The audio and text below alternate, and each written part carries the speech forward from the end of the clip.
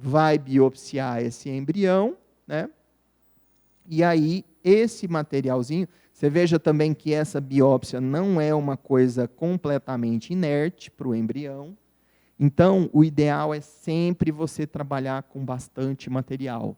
Reserva ovariana depletada, baixa preservação de fertilidade, geralmente acaba em resultados ruins, porque esses processos eles não são processos tão fáceis assim de fazer. Tá? Pode falar. Fala só no microfone para poder... Para fazer o exame, eu faço no óvulo ou no embrião já? No embrião. No embrião. Esse exame é do embrião. Tá? Isso aqui é um embrião. O óvulo, deixa eu mostrar aqui para você. O óvulo seria esse estágio, né? D0, óvulo, colocou Existe um tipo de biópsia que você biopsia esse corpúsculo polar. Alguns países não permitem você biopsiar embrião. Acha que embrião é um ser vivo, não sei o quê, e não permitiria biopsiar. Né? Conceito completamente errado, até mesmo porque isso aqui é chamado de pré-embrião. Então, mas existe. Então, aí eles biopsiam esse chamado corpúsculo polar. Então, se o óvulo tem alteração, o corpúsculo polar dele geralmente tem também. Tá? Mas esse estágio aqui, que a gente está, é um embrião com várias células, tá vendo? Cada blastômero. Quando é o óvulo, aparece só uma bola aqui, ó, né? Aqui já é o embrião com várias células. E aqui ele tem tantas células que são incontáveis, tá vendo? Então, são biópsias que a gente pode fazer. E isso aqui, depois do embrião de 5º dia, vamos supor que você tem um caso maravilhoso desse aqui, ó, que você teve 10 embriões. 1, 2, 3, 4, 5, 6, 7, 8, 9, 10. Né? Então, você tem 10 embriões, mas você está com 42 anos de idade. Aí, o que acontece? Desses 10 embriões, com 42 anos de idade, a porcentagem de embriões normais é em torno de 13% a 17%. Vamos pôr uma média de 15% aqui, de embriões normais nessa faixa etária. Então, de todos esses embriões que você produziu nessa faixa etária, somente um é normal. Entendeu? É o aspecto qualitativo da reserva ovariana, que a gente chama. Tá? Aspecto qualitativo. Não basta você ter um monte de óvulos e nem, às vezes, formar um monte de embriões. Porque nessa faixa etária, os embriões seus são ruins. Então, resultado de gravidez, o fator mais importante de reserva ovariana, em termos de resultado de gravidez, é a idade. Tá? Ah, não, doutor, não estou tão velho assim, não. Olha aqui, 41, 42 anos, 20% mais ou menos de normalidade, de embriões normais. Nossa, mas eu produzi um monte de embriões, doutor. Qual desses são normais? 2. 10 embriões nessa faixa etária, em média, as pacientes têm 2 embriões normais. E aí ela começa, transfere esses 2, não dá gravidez. Transfere esses 2, não dá gravidez. Transfere esses 2, não dá gravidez. Ela começa a ficar desesperada. E aí que vem todo o apoio psicológico e tudo mais, e a prevenção disso aqui. Né? Ah, não, doutor, ainda estou com 38 anos. Tá. 40%. De 10 embriões que você fizer, só 4 são normais. 6 ainda são anormais. E aqui, metade deles são normais. Então, quando você tem pouco óvulo, piora mais ainda a situação. A importância da preservação da fertilidade. Tá?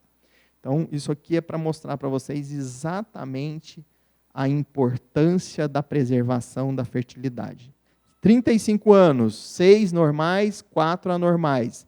Doadoras de ovos, que normalmente têm abaixo de 35 anos ou abaixo de 30 anos, aproximadamente 6 normais também e 4 anormais. Então, são estudos genéticos, tá? Desse trabalho aqui que foi publicado. Se vê pela... E aqui a transferência, aquilo que eu falei para vocês. Normalmente, a gente vai transferindo, até os 35 anos pelo menos, de 2 em 2 embriões. Por que que acima dos 35 pode, dentro da norma, transferir até mais do que 2 embriões para dentro do útero? Porque muitos deles são anormais. Por que que acima dos 40 pode 4? Porque muitos deles são anormais. Tá? E aqui o resultado. Beta, se Deus quiser, é positivo, e é óbvio que não tem como você fazer essa mágica de mudar o processo reprodutivo. Muitas vezes você faz isso aqui de uma maneira excelente, né? Às vezes você tem pouco óvulo e faz, e ainda tem aquela perda que eu falei para vocês também, depois que engravida, né? Isso tudo são aspectos qualitativos da reserva ovariana. Nós vamos falar agora, vamos entrar nos aspectos quantitativos, mas vocês não vão esquecer que existem aspectos qualitativos da reserva ovariana. Tá certo? E fora aquilo que eu falei para vocês sempre que eu ia fazer um comparativo. O espermatozoide tem que ser bom também? Também tem que ser bom, né?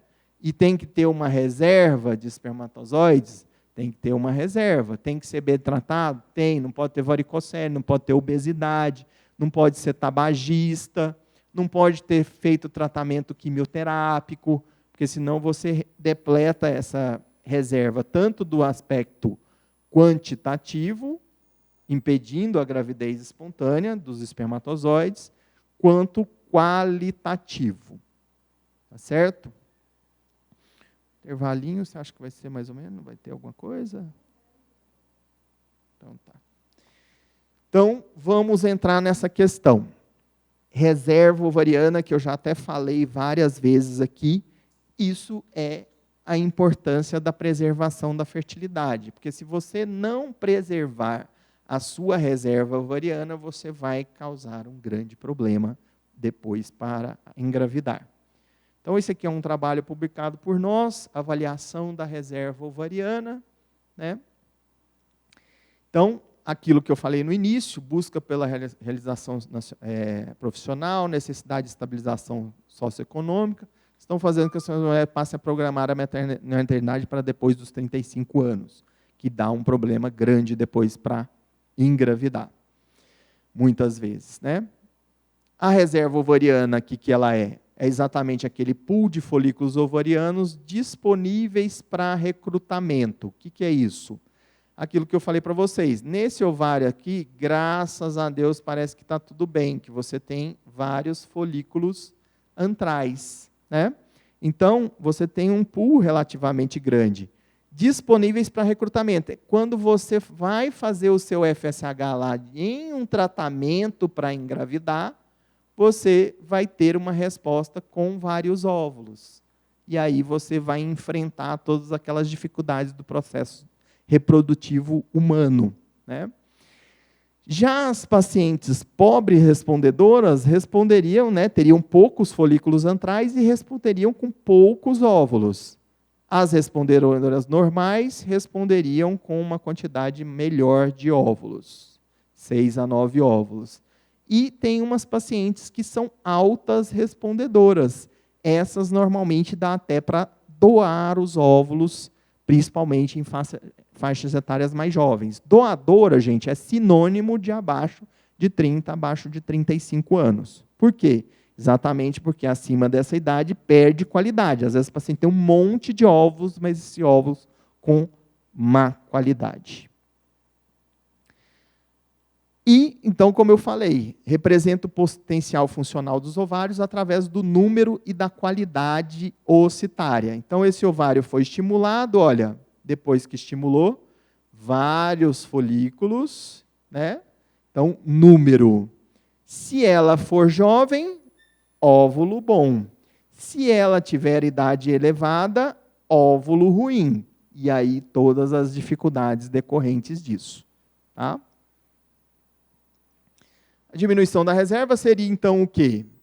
Um processo de declínio da fecundidade associado à depressão folicular e à piora da qualidade ovocitária, exatamente aquilo que a gente tem falado. Então, diminui a quantidade de folículos, tanto do ovário direito quanto esquerdo, e os óvulos que tem em cada folículo desse vão piorando em termos de qualidade. Então, ela vai ter dificuldade para engravidar. O recrutamento é o desenvolvimento de múltiplos folículos ovarianos em resposta ao estímulo com gonadotrofinas, que é o FSH, que eu mostrei para vocês, o LH. São realizados nos tratamentos com fertilização in vitro. Então, isso aqui vocês já sabem, né? Então, recrutamento é isso. Resposta ovariana a esse tratamento é variável e imprevisível. Então, aqui é um caso, por exemplo, que a paciente está recrutando 4 folículos no ovário direito. Se ela tiver o mesmo tanto no outro ovário, a gente poderia considerar que é uma normorespondedora. Se ela for jovem, um prognóstico razoável de gravidez. Mesma idade pode ter reservas diferentes, tá? Isso também acontece. Não significa que a paciente tenha 28 anos e vai ter a reserva alta. Tem paciente com 28 anos que tem quantitativamente uma reserva baixa. Então, paciente de mesma idade pode ter reservas diferentes. Declínio na função reprodutiva torna-se evidente mais ou menos 10 anos antes do seu término, que é outra coisa também. Normalmente, as pacientes, eu lembro da época que eu fazia ginecologia, elas iam no consultório, doutor, será que já acabou meus óvulos? Gente, não pode deixar acabar. Por quê? Porque